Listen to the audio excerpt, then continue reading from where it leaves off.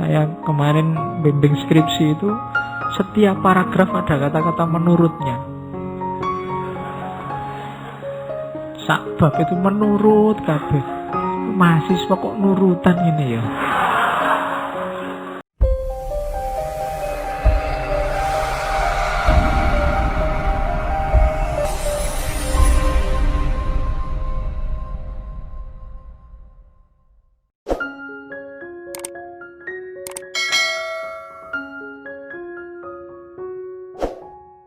Sekarang kita lihat perspektifnya beliau yang biasa ini. Alirannya namanya konstruktivisme. Struktur pengetahuan itu dikonstruksi, bukan dekonstruksi, disusun, ditata. Jadi manusia itu belajar dari pengalaman, terus dapat pengetahuan, terus ditata, dan itulah nanti yang jadi bekal menghadapi kehidupan. Jadi pengetahuan-pengetahuan kita dapatkan, terhimpun, tersusun dari pengalaman demi pengalaman sejak kamu lahir.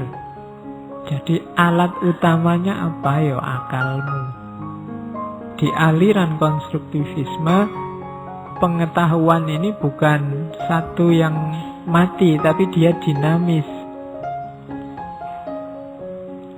Seperti apa profilmu, kamu jadi orang yang seperti apa, itu kan ditentukan oleh pengetahuanmu.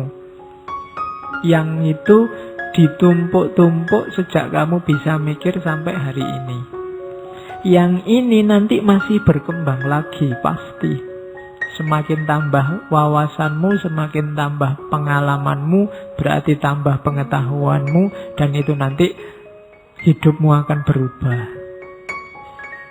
To know sama dengan to be. Tahu sesuatu itu berarti juga menjadi sesuatu. Itu alirannya namanya konstruktivisme. Cirinya apa pengetahuan dalam konstruktivisme? Pengetahuan dalam konstruktivisme itu ada dalam proses saling mempengaruhi. Sekarang kamu dapat pengetahuan. Pengetahuan ini kamu anggap benar. Besok dapat pengetahuan baru. Pengetahuan baru ini ada di atas pengetahuanmu yang lama. Yang lama tidak hilang sama sekali, direvisi sedikit oleh pengetahuan yang baru. Nanti yang baru ada lagi yang baru. Itu namanya konstruktivisme. Yang kedua, pemahaman lama ganti pemahaman baru, itu pasti. Karena pengetahuan lama ganti pengetahuan baru, ya pemahaman lama ganti pemahaman baru. Pengalaman lama jadi pengalaman baru, berarti pengetahuan lama jadi pengetahuan baru. Dari mana munculnya pengetahuan yang baru? Dari pengalaman yang baru. Berarti apa? Pengalaman yang baru ini beda dengan pengetahuan yang lama. Yang pengetahuan lama ini dari pengalaman yang lama. Karena pengalaman baru beda dengan pengetahuan lama, maka pengalaman baru membentuk pengetahuan baru. Ketika pengetahuanmu baru, konstruksi berpikirmu sekarang juga jadi baru. Kuncinya ada di mana? Kesadaranmu bahwa ternyata teori lama, konsep lama, pengetahuan lama tidak cocok dengan pengetahuan, dengan pengalaman yang sekarang baru. Kuncinya di situ. Nah, konstruksi berpikir kita, kalau versinya konstruktivisme itu ganti-ganti semacam itu loh. Nanti ada orang yang tidak mau ganti, meskipun pengalaman yang baru sudah menuntut harus ganti, tidak mau ganti. Pokoknya tetap harus memegangi pengetahuan lama. Yang kayak gini biasanya nanti kita sebut orang konservatif. Yang kedua, itu tulisannya kepotong, kognitivisme, ya. Jadi cirinya, gagasannya Piaget itu yang pertama tadi konstruktivisme, kalau ini kognitivisme. Kognitivisme itu dari kata-kata kognisi. Asumsinya kayak tadi, Belajar itu ternyata perubahan persepsi dan pemahaman. Setiap orang punya pengalaman-pengalaman, yang pengalaman itu menjadi dasar pemikiran. Yang pemikiran itu akan jadi sumber perilaku kita. Yang perilaku ini akan membentuk diri kita. Oke, saya lanjutkan. Itu penjelasan duanya. Makanya jargonnya Zhang Piaget itu experience precedes understanding. Pengalaman itu mendahului pemahaman. Apa yang tidak mengalami, tidak memahami, Pak? Dalam banyak hal begitu. Kalau belum pernah kawin, obrolanmu, statusmu tentang kawin itu kalah valid dengan temanmu yang sudah kawin.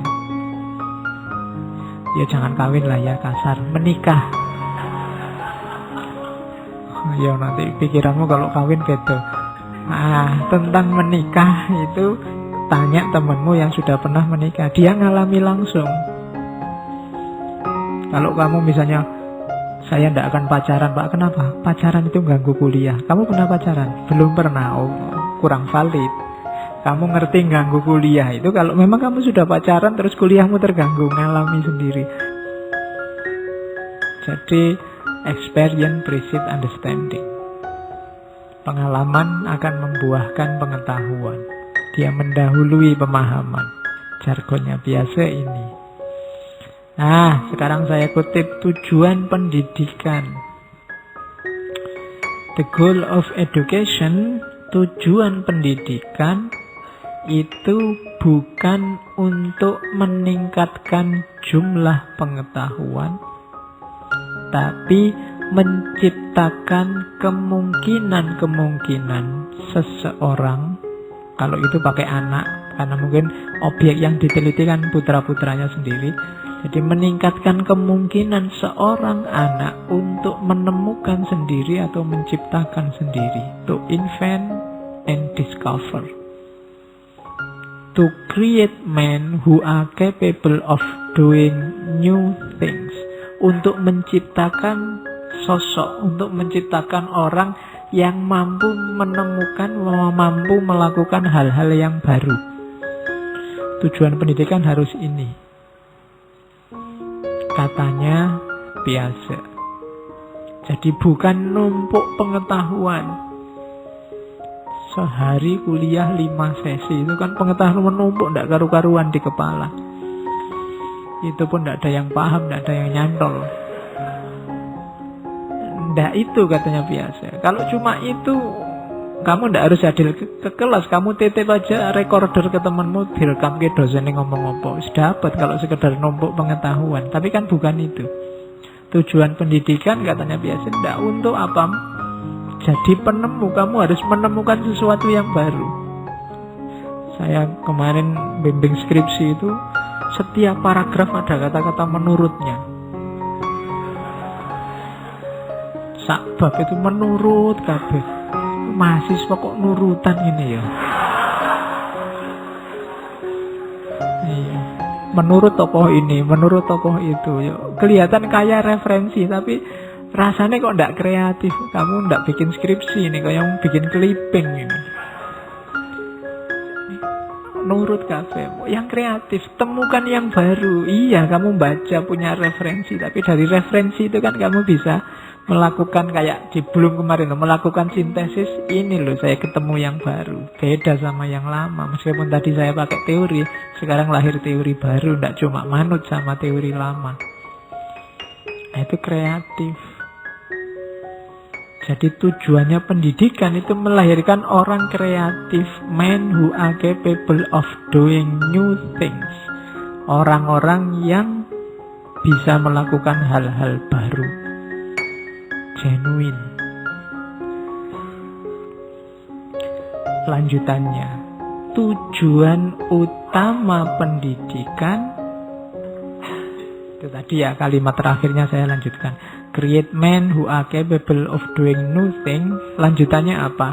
Not simply of repeating what other generation have done. tidak hanya mengulang yang sudah dilakukan oleh generasi sebelumnya. Jadi jangan cuma ngulang. Kalau cuma ngulang, tidak ada kreatifnya, peradaban manusia tidak berkembang. Kita butuh orang-orang yang kreatif, inventif, discovers. Jadi yang pertama itu, tidak boleh jadi bebek. Bebek aja lebih kreatif. Kalau yang menggembala nunjuk kanan, dia belok kiri. Kalau menggembala nunjuk kiri, dia belok kanan. Kalau kamu kan kalau nunjuk kanan, kanan, kiri, kiri. Bahkan lebih jelek dari bebek kalau kayak gitu. Bebek aja sudah punya logika oposisi. Ya, kamu manut saja. Jadi kalau ada istilah jangan membebek saja, lo ndak bebek itu oposisi sebenarnya. Kalau yang ngomong dia kayunya diarahkan ke kanan, dia belok kiri. Kalau diarahkan ke kiri, dia belok kanan. Itu kan logikanya oposisi. Oke. Jadi jangan jadi orang. Kalau kamu semacam ini, ya pantas peradaban kita tidak berkembang. Kita kalah terus di dunia sains. Kreatiflah. Jadi jangan cuma menghafalkan dan meniru. Harus naik level kognisinya, kemarin ya di Bloom. Oke, tujuan kedua sekarang. The second goal of education is to form minds which can be critical, can verify, and not accept everything they are offered. Tujuan kedua apa? Membentuk pikiran yang kritis, bisa menguji dan tidak menerima apapun, tidak hanya menerima saja apapun yang ditawarkan. Jadi kreatif terus kritis.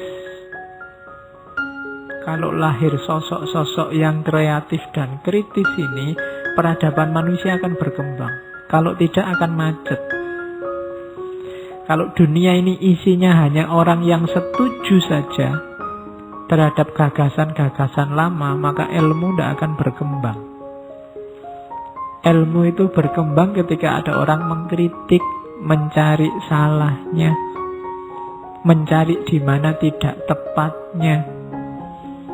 Kalau hanya orang setuju terus, ya ilmu macet. Maka di antara tugasnya filsafat yang sering saya singgung kan criticizing, mengkritisi. Apa ya harus begitu?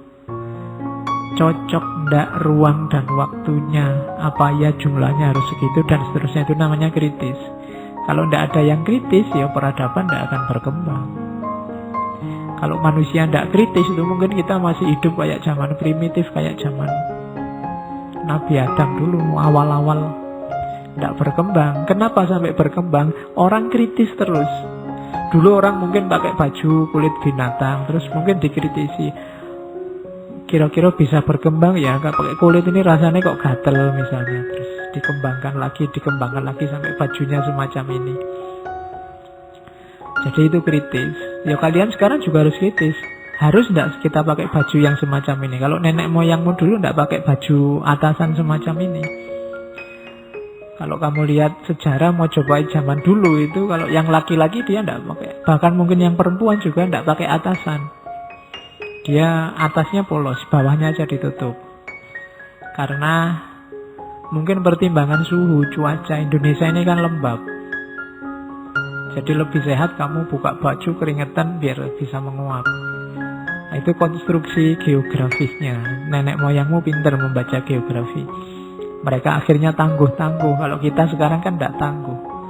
Zaman saya kecil, kalau hujan itu malah hujan-hujan. Dan tidak apa-apa. Tapi sekarang kan kamu kalau hujan lari kayak dikejar. Coba di jalan itu, lagi enak-enak jalan kok hujan itu, motor itu kayak setan melayu nih, sama air saja kita setakut itu. Karena memang begitu kena air terus kamu pilek. Itu berarti ada kearifan-kearifan yang hilang tentang suhu dan cuaca. Nenek moyang kita jauh lebih tangguh. Padahal mereka nggak pakai baju dulu, tapi jarang orang mengeluh masuk angin. Tidak ada kasus-kasus orang sakit gara-gara kena udara. Tapi sekarang kita jauh lebih lemah. Mungkin kita perlu membaca lagi kearifan-kearifan lama. Karena kita punya kondisi geografis yang khas. Jangan-jangan itu sebabnya terus lingkungan alam di sekeliling kita rusak. Kita kehilangan banyak kearifan lama. Hasil kita niru saja kebanyakan. Coba kamu cek jaketmu, jeansmu, sepatumu, itu mungkin ya hanya imitasi saja, niru saja dari yang sekarang menguasai peradaban, yaitu Barat. Kamu tidak pernah kritis. Kuliah panas-panas jam 12 siang pakai jaket jeans. Ya. Terus sibuk membesarkan AC, salahmu dewe pakai jaket jeans. Oke. Jadi tujuannya pendidikan itu ya. Kita tidak menciptakan bebek-bebek, tapi manusia yang kreatif. Manusia yang kritis. Berarti apa? Yang lahir dari dirimu adalah originalitas-originalitas, bukan tiruan-tiruan. Sekarang kan yang aneh-aneh kamu tiru juga. Saya tidak tahu sekarang ada challenge orang jatuh sambil barangnya berceceran. Itu loh banyak yang niru. Tidak tekan pikiranku. Bagusnya di mana gitu loh. Itu kan sekarang banyak yang semacam itu. Dan kamu dibela-belain diikuti. Alasannya tren. Sekarang musimnya gitu Pak. Kalau Bapak tidak ngerti ya Bapak kuper kan. Dan kamu takut sekali dengan label yang namanya kuper ini. Oke, jadi ndaklah katanya biasa tujuan pendidikan ndak itu. Jadi orang yang kreatif dan kritis.